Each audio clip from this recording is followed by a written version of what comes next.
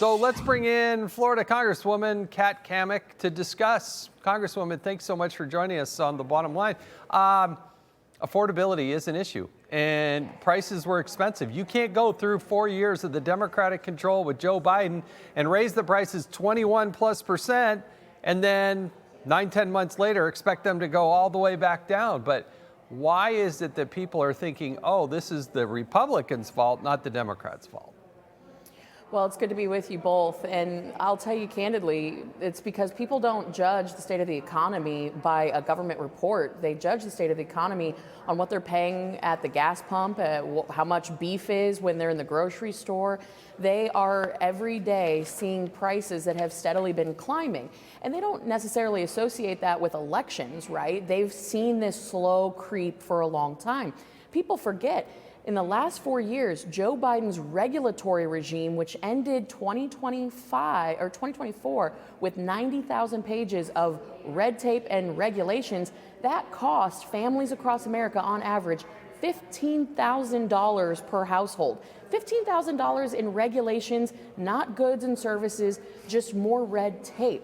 And to the point of the vice president, he's correct. You're not going to be able to undo 4 years in just 1 year. All of these things take time to get back on track. But more than that, President Trump and Republicans, we're marching ahead to lock in low taxes, to deregulate where it's appropriate, to do these reforms so that we can ensure a long stretch of American opportunity and a renaissance ahead. It's tricky, Congresswoman, because you don't want to talk to the American people and talk to your constituents as if what they're feeling isn't real. Correct. Which is exactly what Biden and co. did for almost 4 years of just crushing inflation and a cost of living crisis. And also, you don't want to do something that makes inflation worse. And I would point to potentially sending out $2,000 checks in the middle of next year. But you have to message, and you can disagree with the if you want, but message what President Trump's doing about, he's laying like generational foundations for freedom, prosperity, and an economy that will lead the world in technology and energy. I could go on. Absolutely. I mean, if you think about, and I'll hammer on the regulatory regime for a minute.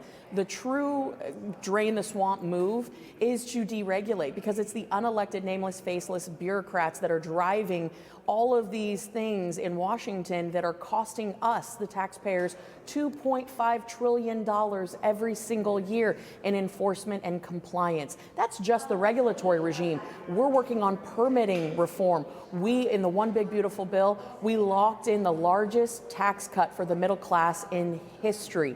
These things do take time, but let us not forget, in the last 4 years, we watched as the so-called Inflation Reduction Act, which actually didn't reduce inflation, it put it on steroids. They gutted all of these programs that so many people, particularly those on fixed incomes, rely on, like Medicare. Seniors were hit the hardest because they were robbing their programs to pay for pet projects. And if we had passed out of the House the version of the One Big Beautiful Bill, premiums on health care would have been reduced by 12%, but the Senate tinkered with it. They didn't have the bold enough vision to do what the president wanted. So now we are going back to fix it once again to make sure that people can afford everyday life, whether it's health care or whether it's gas or groceries. We have to tackle the permitting, the taxes, and the regulatory reform to make America affordable again.